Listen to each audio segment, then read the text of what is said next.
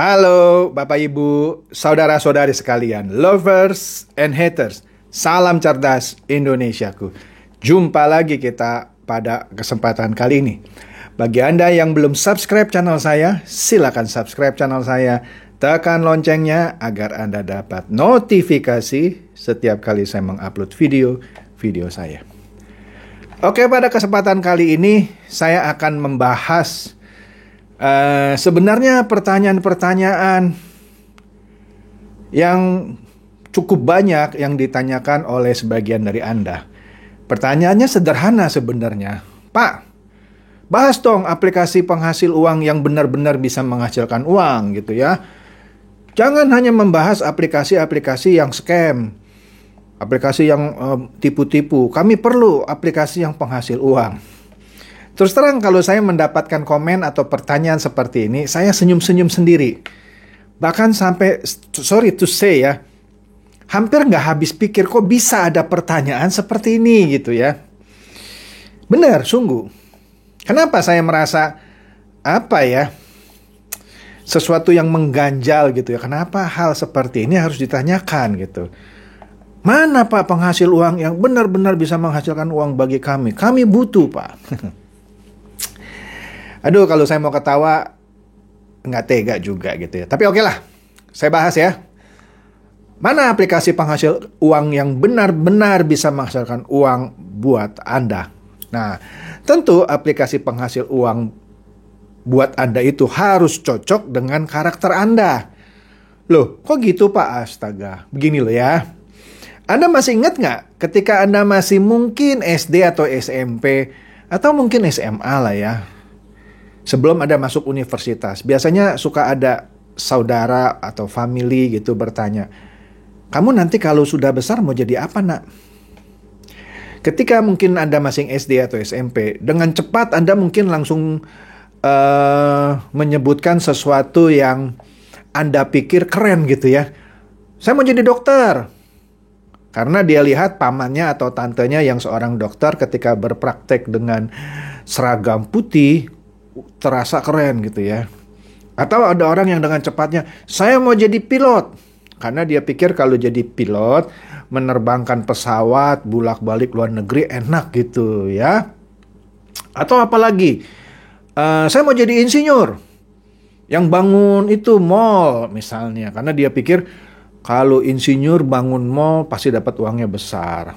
Seperti halnya tadi, dokter atau pilot. Dan seterusnya, dan seterusnya. Tentu tidak ada dari antara Anda yang ditanya, kalau Anda sudah besar, Anda mau jadi apa? Saya mau jadi pemain money game. Nggak ada. Yakin saya nggak ada. Atau saya mau jadi tukang tipu-tipu orang gitu ya. Nggak ada. Oke? Pertanyaannya, kenapa waktu Anda masih kecil, Anda bilang, saya mau jadi dokter, saya mau jadi insinyur, saya mau jadi pilot. Karena Anda pikir karir yang Anda sebut tadi itu cocok buat Anda. Tapi karena Anda masih kecil, bisa dimaklumi ternyata setelah besar, dokter itu nggak cocok buat Anda. Kenapa? Kalau untuk jadi dokter, Anda kan nggak mungkin masuk, saya nggak tahu ya apakah sekarang masih begitu ya, SMU-nya IPS, nggak mungkin dong, harus IPA gitu. Ya, kalau Anda ternyata nilai Anda pas-pasan, ya Anda mau nggak mau harus masuk IPS kan gitu. Tapi kalau nilai Anda bagus-bagus, Anda bisa masuk IPA dan nanti boleh pilih kedokteran. Setahu saya, rasanya juga belum berubah sekarang ya. Kalau Anda sudah masuk IPS, Anda nggak bisa jadi dokter. Anda nggak bisa kuliah kedokteran. Artinya, Anda boleh saja bercita-cita jadi dokter, tetapi kemampuan Anda tidak di situ. Oke? Atau kemampuan Anda di situ, nilai Anda tinggi, Anda masuk IPA. Anda bahkan ketika dites lulus masuk fakultas kedokteran, tetapi ternyata Anda baru tahu kalau lihat darah saja, Anda gemetar gitu, bahkan bisa pingsan gitu. Nah, terus cocok Anda jadi dokter? Lihat darah saja Anda bisa pingsan, apalagi ketika Anda harus membedah gitu ya. Nggak cocok dong, ya. Atau saya mau jadi pilot. Tapi ternyata begitu dia mau masuk sekolah pilot, dites nggak lulus.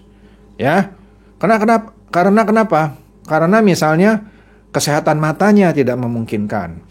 Atau giginya atau postur tubuhnya dan lain-lain tidak memungkinkan.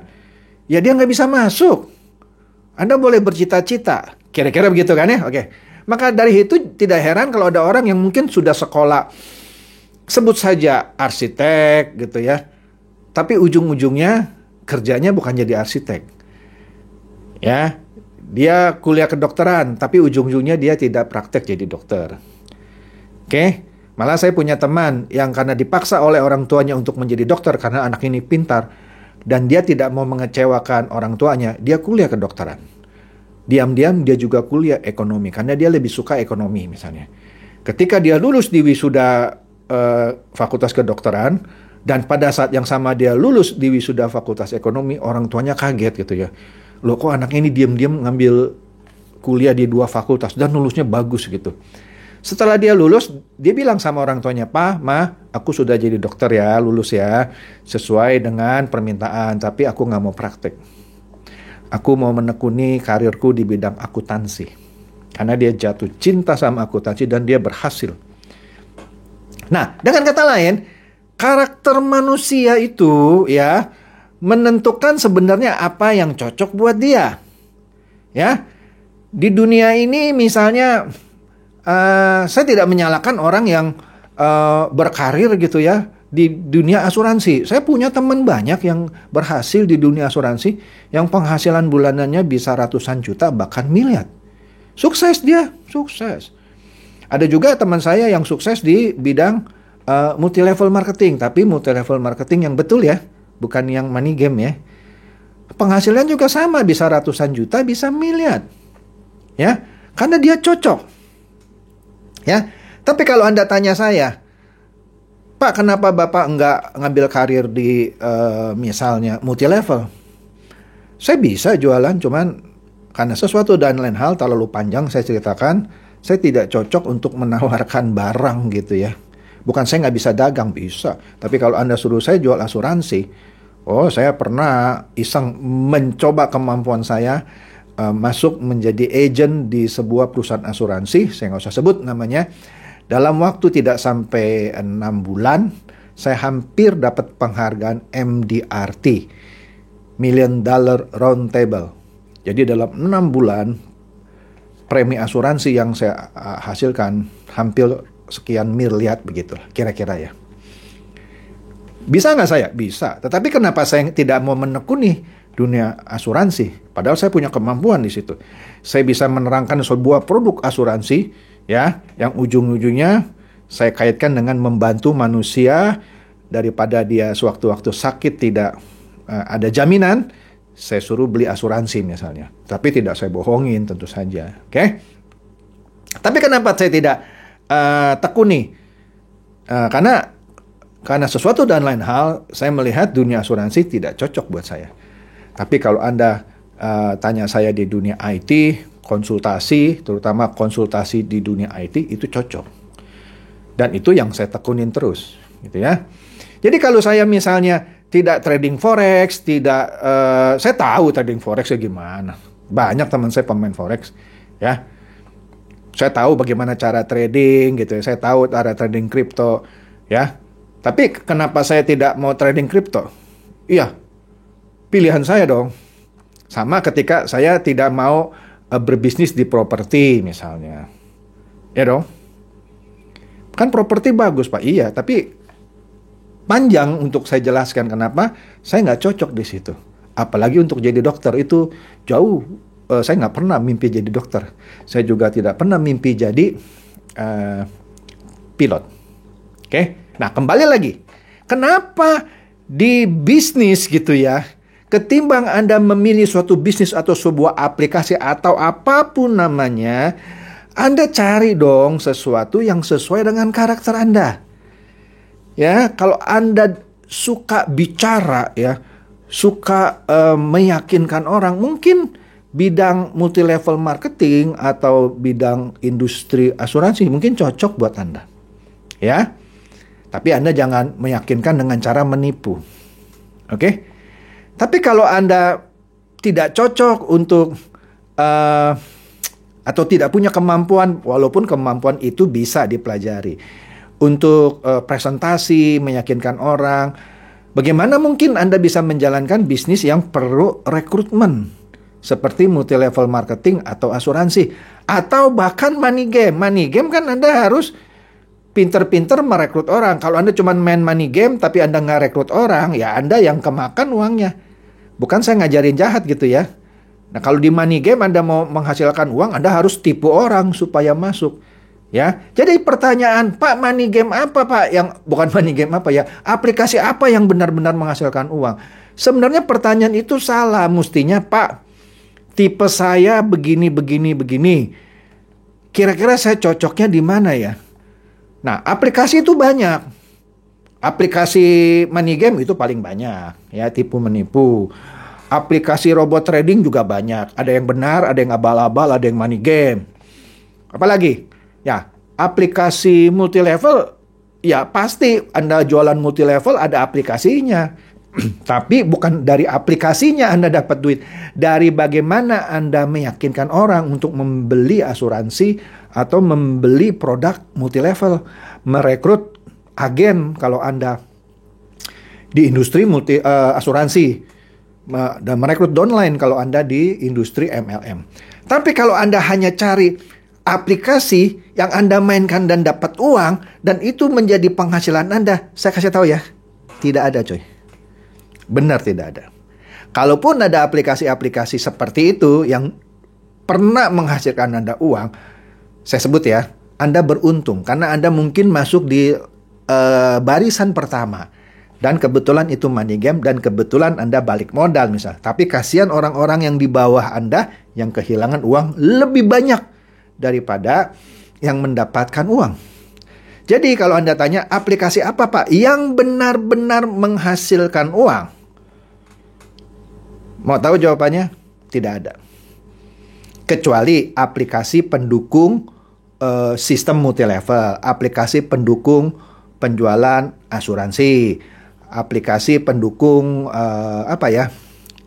toko online misalnya, affiliate marketing. Tapi kalau aplikasi yang Anda cuma download kemudian Anda mainkan dapat uang, ada sih, saya pernah bahas juga seperti Snack Video. Apalagi Hello, Indo Today, Neobank. Tetapi itu tidak bisa Anda pakai sebagai mata pencaharian Anda. Cuma iseng-iseng gitu. Kalau Snack Video itu dia bakar-bakar uang karena dia sedang promosi. Tapi tidak akan seterusnya menghasilkan uang terus. Kalaupun dia promonya lama, ya segitu-segitu saja uangnya. Seperti yang saya baru-baru ini promosikan, misalkan saya review gitu ya, dan sekaligus lah saya promosikan karena memang bagus ya, Neobank. Ya Anda dapat 25.000. Ya kalau Anda hebat rekrutmennya ya, sebulan bisa dapat 1.000 orang, ya pasti Anda bisa dapat 25 juta gitu ya dari Neobank.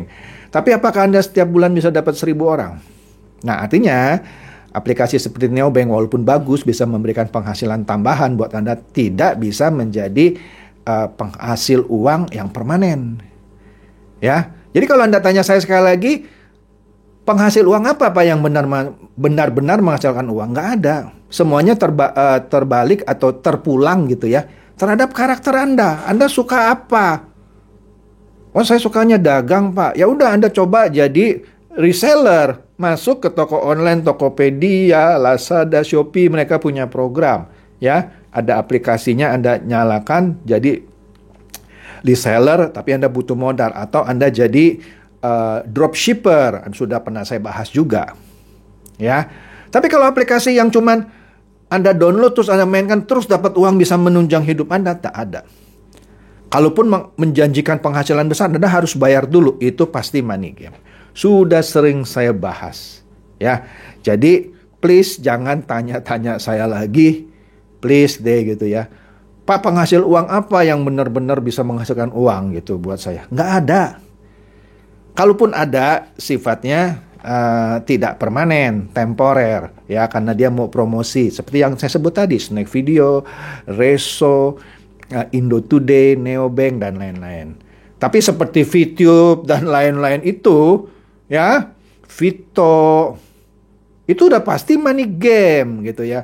Tapi saya pernah dapat duitnya, iya. Anda kebetulan yang di awal-awal, tapi akan banyak di bawah Anda, mungkin berapa? Kalau diambil persentasinya mungkin 10% yang menghasilkan 90% kehilangan uang. Jadi bukan itu definisi aplikasi penghasil uang, ya. Jadi kalau Anda tanya lagi, jadi apa dong Pak yang harus saya lakukan di zaman sulit ini? Ya putar otak. Setidaknya kalau bercanda saya jualan gorengan aja gitu ya. Daripada Anda cari aplikasi penghasil uang yang ujungnya Anda diminta untuk setor uang, Anda setor uang Anda hilang. Ya. Kalaupun ada aplikasi penghasil uang yang tidak minta Anda setor uang, misalkan kayak tadi saya bilang Snack Video, ya bisa menghasilkan uang tapi tidak untuk penghasilan utama Anda. Oke? Kalaupun ada robot-robot yang gratis yang kasih tapi Anda harus trading. Pertanyaannya, Anda ngerti trading itu apa? Oh kan udah ada robot Pak yang nggak usah pusing-pusing. Nah, berarti itu Anda bukan mencari sebuah aplikasi yang sesuai dengan karakter Anda. Anda sebenarnya gambling itu. Kecuali Anda sudah riset benar, oh ini robotnya benar nih, nggak bakal bubar gitu ya. Oh udah pasti Pak ini robotnya udah 2-3 tahun nggak bakal bubar. Ya terserah lu coy. Ya. Kalau Anda merasa lebih pintar gitu, bisa menganalisa sendiri, go ahead. Ya. Tapi saya bilang ya nggak ada yang namanya suatu bisnis ya yang bisa menjamin keuntungan permanen, nggak ada. Pasti sewaktu-waktu ada untungnya, ada ruginya. Kalau Anda ditawarkan sesuatu yang setiap bulan pasti untung, tidak ada ruginya, lebih baik Anda kabur, ya, karena itu tidak ada di dunia. Oh tapi itu udah jalan Pak 2-3 tahun, ya tinggal tunggu waktunya, ya. Kalau Anda nggak percaya, kita tunggu waktunya, ya. Panjang deh kalau saya mau cerita lagi, karena semua konten-konten saya sudah ada berapa ratus gitu ya. Intinya kalau Anda lihat semuanya, Anda sudah akan melihat sejumlah pelajaran bahwa apa yang saya review rata-rata tidak meleset. Oke? Jadi kalau Anda tanya lagi, aplikasi apa Pak yang benar-benar menghasilkan uang Pak? Ya, apalagi menghasilkan uang permanen? Jawaban saya tegas, tidak ada. Ya. Paling ada aplikasi pendukung, misalnya penjualan asuransi. Itu juga aplikasi kan, penghasil uang. Tapi untuk menghasilkan uang Anda harus kerja, rekrut orang, jual polis. Kalau multi level, jual barang, rekrut orang. Bukan dari aplikasinya. Ya. Jadi semoga bahasan yang ringan ini mencerahkan dan mencerdaskan Anda. Silakan share video saya ini kepada teman-teman, sahabat, atau kerabat. Supaya mereka juga boleh tercerahkan. Seperti biasa, terima kasih.